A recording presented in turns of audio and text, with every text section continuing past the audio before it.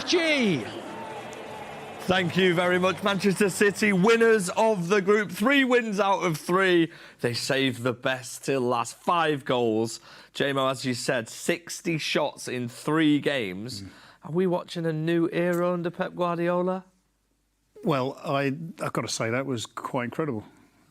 Surprised. I mean, there were parts that Juve weren't brilliant, but I think so often in football, when one team is so good, it can make the other team look not so good, and I think that's what we saw today. And Erling Haaland coming on, scoring, Phil Foden scoring. It's good. Erling Haaland, by the way, 300th goal for club and country in his career at the age of 24. Steph, he is exceptional, and he's got about 8 years left on his contract. Yeah, that's what we were saying, weren't we? As long as he's going to be here for a long time, and he actually is. But yeah, I mean, 300 goals is a phenomenal achievement in terms of where he is in his career, and he's got so much more to come, which, yeah, it's nice to see him come on and contribute. But yeah, from start to finish, Man City were so dominant. We are into the last 16, which means, of course, the last 16 will be back in the studio here, and we'll be welcoming our fan wall back. If you want to be a part of it, make sure to check Man City socials. But you can see how energetic you guys are feeling. Great result for us. Look at Crunk Chocolate there with his own celebration as well. You absolutely love it. Look, we have to talk about Phil Foden as well. Coming off the bench, it seems like this season is a fresh start for him. He scored his 2nd goal, albeit it was a tap-in. Great work by Savinho, great team goal. Great to see him back in action and smiling. Yeah, I think that's what we said at the beginning of the show, was that they look as though they're having fun. And I think for Phil, I think he knows that it's going to be a big season for him. I think the expectation's always on him, but I think he looks fresh. He looks like his mentality is he wants to prove people wrong, and to come on and score, it doesn't matter how they go in, it's about just putting in the back of the net. So I'm really pleased for him. Yeah, I think we all are very, very pleased. I mean, one man who's probably just as pleased is a man that was at the Etihad Stadium eating chocolate. We spoke about him earlier on. Crunk Chocolate, first things first, mate. How are you feeling? Did you enjoy that game? Oh, I'm not going to lie when I say I was greedy and was hoping we'd get a 6 so we could have back-to-back games. But, 5's not bad, huh? Yeah, we've gone from 6 to 5. What are your predictions for the last 16 before knowing who we might play against?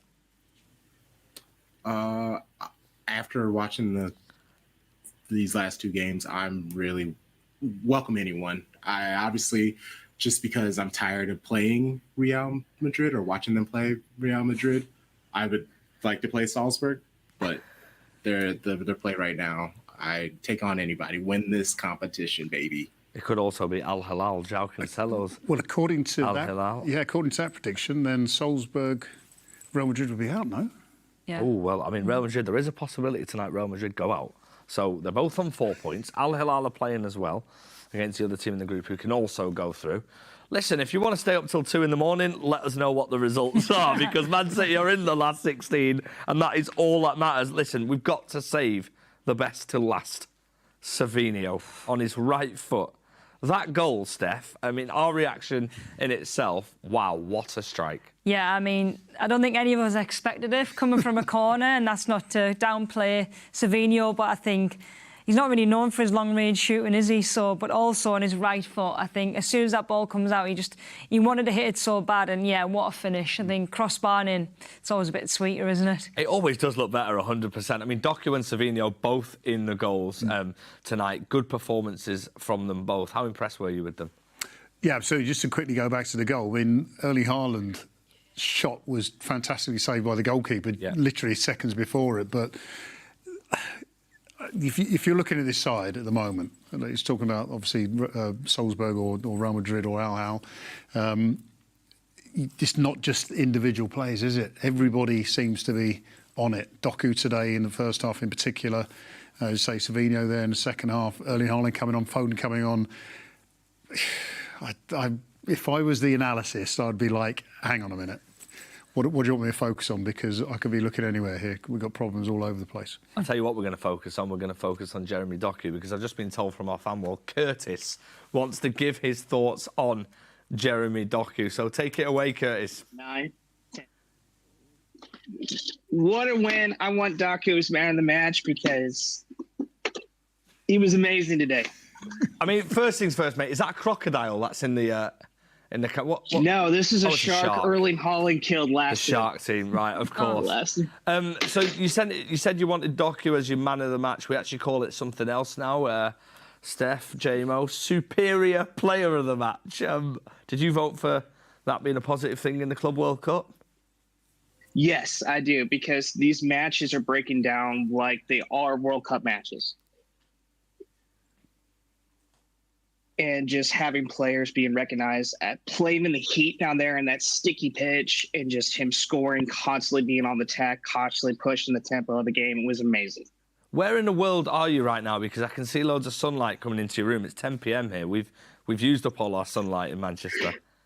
I am in the United States, a place called Arkansas. Oh, lovely. And are you hoping to potentially go to one of the games at the Club World Cup if you can? I was supposed to go to Sunday's game, but I had surgery. Oh, wow. Oh, no. Well, are you recovering well? So, yes, I am. My knees are holding up good now. So I'm so happy to have that done. Well, we're great. It's great to see you on the fan wall. Thank you for joining us. We'll be here, mate, hopefully until the end of the tournament, so you can keep coming back. Best of luck with your recovery, Curtis. Look, Jeremy Doku's Curtis' superior player of the match. Steph, you voted. Yeah, I did, and I voted Doku. I think Reinders was very, very good. I think in terms of he's probably a player that we're not really used to seeing play, but I think Doku, with that goal, and especially in the first half, I think he was unplayable. You couldn't get anywhere near him. They tried so many different tactics, but yeah, he's just getting in the box and creating havoc. So yeah, I thought he had the biggest impact, or he was far superior. I mean, a vote from either of these two in the studio would be sensational. JMO, who would get your vote? I would actually go for Aït-Nouri.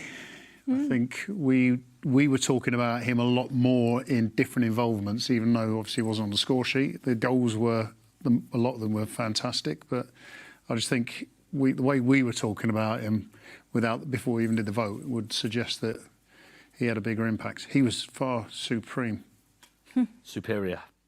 You were close, though. A little bit like the prediction earlier on. Also, Mateus Nunes as well. We have to give a special mention to him. He got an assist for Erling Haaland's goal, or sort of, because Erling sort of hit it twice. He also was involved in the Kalulu own goal.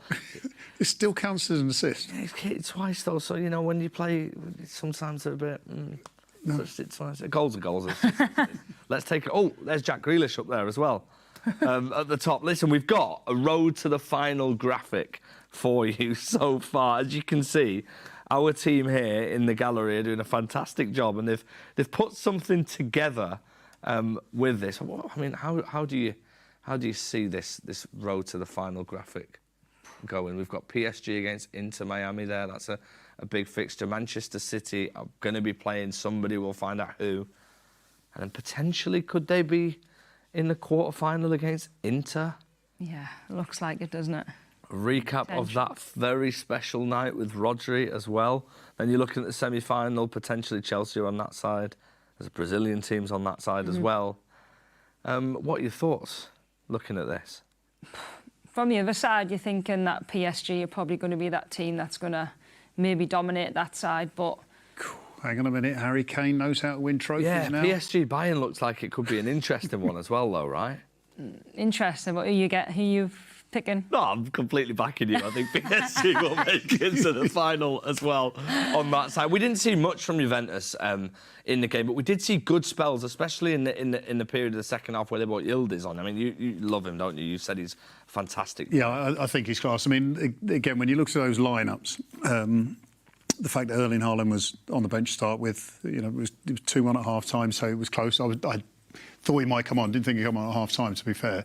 But the intent was to win tonight, obviously. Yildiz, I think, was brought on too late to make the impact that Juve needed because the goals had already gone in by then. But he'll probably start in the next game, in their knockout game. If he does well, as I just think he's capable of doing, then I think there's still life in Juve. Maybe, but the manager's going to have to do very well to pick his team up because they've been absolutely battered today, haven't they? Yeah, they have, but they are still in the last 16. Another man who's in the last 16 and was Steph's superior player of the match is speaking to Manchester City right now. It's Jeremy Doku. Jeremy, many congratulations. 5-2 win. We finished top of the group. You must be really delighted with today's performance. No, I'm very happy. We played well from the start. nice goals, good victory. I'm happy that I could have contributed with this game. Just want to thank my Lord and Savior Jesus Christ. All glory goes to him. So many positives today, Jeremy. I've got to ask about your goal and the way you played. You must have been really happy. I'm happy. I feel that I'm playing with peace. I feel that I'm playing without stress, freedom. And honestly, we understand each other. We trained well and we prepared well for this game, and I'm happy that it worked out. And obviously the really significant thing is that win means we're top of Group G. How important was that for you and the guys to try and achieve that? Look, we want to win every game. We don't calculate. We just want to win every game.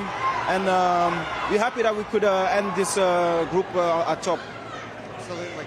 And I mean, so many other positives. Rodri back in from the start for the first time since September. How good was it to see him playing? Honestly, it's always good to see him play. And good that he's back with us. We know everybody knows how important it is. He won the Ballon d'Or. And today, again, he showed why. So I'm very happy for him as well. And I mean, not only a really good Juventus team, but it was hot and humid out there. How tough was it to play in those conditions? To be fair, first 10 minutes was tough. And then when the rain came, honestly, it helped us a lot. So I'm thankful for the rain. Obviously, we got to wait to find out who we're going to play in the last 16. But how excited are you and the guys for the knockout stages? We're so excited. That's what we live for. Now we're just going to see who we're going to play against. But it doesn't matter. We just want to try to win every game. Very well played again, and many thanks for your time. Thank you very much. Thank you. Oh, it's nice to hear from Jeremy Doku. It's even nicer to say that he was playing with peace, without stress, and with freedom. And it looked that way, didn't it? Yeah, it did, and I think that might be for like a number of factors. I think you're going into a new tournament that not really many people know about because it's the first one this year, and obviously it does seem like a little bit of a fresh start. You've got new faces. I think there's obviously a bit of a kind of mentality to go and win again, and for him, especially the end of the season, didn't really feature as much as we probably would have liked because Pep didn't play with the wingers. But every chance he's getting now, he wants to prove everybody wrong, and he's certainly doing that and is in really good form. Can I just say something I noticed there? So he was quite pan-faced throughout that interview, but as soon as he mentioned Rodri, his face lit up. Yeah. And it's just more about the effect that Rodri seems to have on the rest of that team.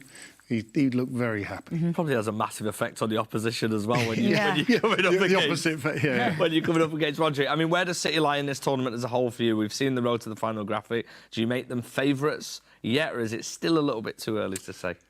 I mean, it's interesting, as we know, playing in tournaments, how other teams have planned it out. Because City have massive sort of start with lots and lots of goals. Can you maintain that throughout the tournament? If you can, then obviously you're going to win it, probably. Other teams might be a little bit more cautious and start getting good towards the end. I mean, look at that road, PSG. I mean, you know, European champions, they might fancy their chances. Yeah, absolutely. Same amount of Champions League as Manchester City as well, and they could meet Inter Milan at some point. Listen, it's time to go from Manchester now, but firstly, let's thank everybody on our wall who've joined us. I know some of you are watching, it's 4 a.m. where you are. Absolute legends. Thank you so much. We really appreciate it. We'll see you soon. Steph, JMO, as always, a massive pleasure, and thank you to everyone who's watching at home. We're going to leave you with something very special which has dropped recently, and it was a trailer to do with Oscar Bobb and his road to recovery. We'll see you soon. From the beginning, when Oscar came, I saw that he had something different, you know.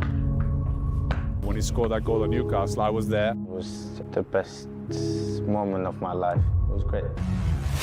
The ball is with Kovacic. Kovacic on to De Bruyne. De Bruyne tries to scoop it in towards Bobb. Bobb is there. Still Bobb. Oh, absolutely stunning. The manager said to go and score a goal, and I had to. What a pass. He was ready to be one of the main players for the team. Into the penalty area he goes, Oscar Bobb. Haaland scores, comes inside and scores. Oscar Bobb. Oh, yeah. We'll see more of you this season. Hopefully.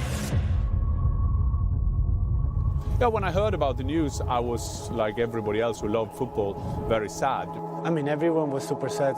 I just slept, and I heard the bone snap.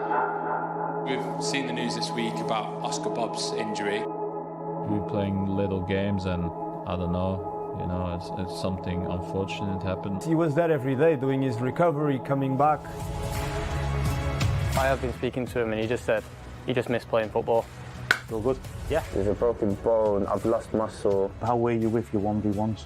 Don't feel as explosive yet. The recovery press is very lonely.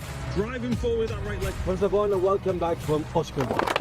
From the moment he comes in and he's asking, what's my plan for today? Show me what I need to do and I'll go out there and I'll do it. It was a great moment towards the end when Oscar Bobb came back on.